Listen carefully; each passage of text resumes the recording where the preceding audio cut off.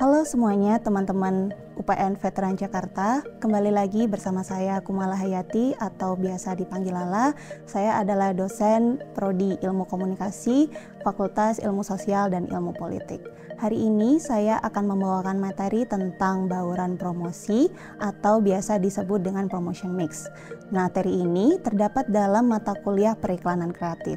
Semoga teman-teman bisa mendapatkan poin-poin penting dan silakan mencatatnya.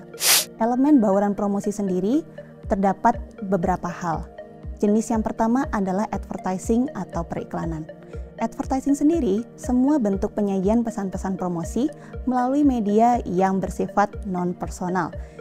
Bias berupa penjualan tentang barang atau jasa yang dibayar oleh sponsor. Salah satu contoh iklan yang menarik adalah iklan sirup Marjan yang hanya hadir di setiap bulan Ramadan hingga Idul Fitri. Karena mereka memang fokus untuk mengisi bulan Ramadan dengan materi-materi iklan mereka sehingga orang-orang bisa mengingat mereka sebagai produk yang hanya muncul ketika bulan Ramadan. Kemudian yang kedua ada sales promotion atau promosi penjualan. Hal ini merupakan berbagai bentuk insentif jangka pendek yang diberikan oleh perusahaan atau produsen untuk mendorong keinginan konsumen agar tertarik dan mencoba atau membeli sesuatu dari produk yang ditawarkan. Sales promotion bisa ditujukan kepada konsumen dan juga kepada retailer atau agen.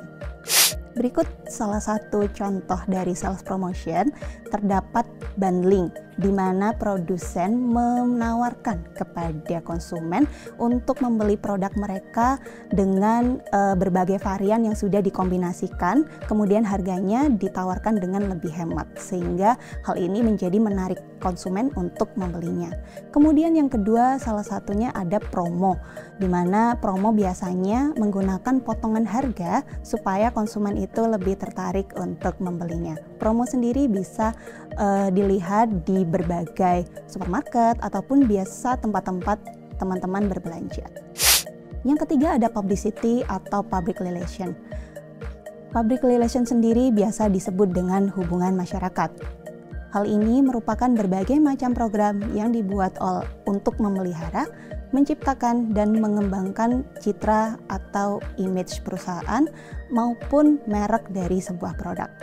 Kegiatan promosi ini dilakukan melalui media yang sudah dipakai oleh perusahaan, namun informasi yang tercantum itu berupa informasi. Salah satu contoh publisitas adalah press release yang dikeluarkan oleh perusahaan. Tujuannya adalah menginformasikan atau mengklarifikasi sesuatu.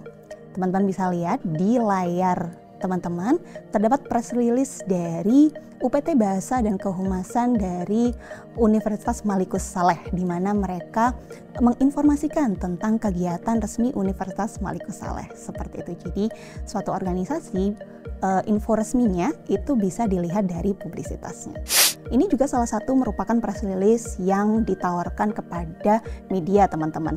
Kalau teman-teman lihat di sini ada Kidzania yang merupakan tempat bermain untuk anak-anak. Jadi mereka menawarkan kepada para anak-anak supaya ikut belajar ke tempat mereka karena di sana menawarkan berbagai macam simulasi tentang profesi seperti itu. Jadi untuk eventnya sendiri, Kidzania memberikan materi kepada suatu media sehingga media tersebut dapat mempublikasikan kepada masyarakat tentang event tersebut. Ada juga yang namanya corporate magazine, di mana perusahaan itu menerbitkan majalah yang berisi tentang profil perusahaan mereka sehingga orang-orang yang ingin mengetahui tentang perusahaan tersebut bisa melalui majalah tersebut. Konferensi pers merupakan salah satu contoh dari publisitas. Kalau di sini saya mengambil contoh konferensi pers dari suatu film. Dalam konferensi pers ini sendiri, para pemain bisa melakukan tanya jawab dan menjelaskan secara rinci bagaimana jalan dari film yang mereka bintangi. Sehingga para masyarakat ataupun para undangan bisa melakukan tanya jawab secara leluasa kepada para pemain sehingga mendapatkan informasi yang lebih detail terkait film tersebut. Dan yang keempat adalah personal selling atau penjualan pribadi. Hal ini merupakan interaksi langsung dengan satu atau beberapa calon pembeli dengan melakukan presentasi, menjawab pertanyaan, dan menerima pesanan dari pembeli.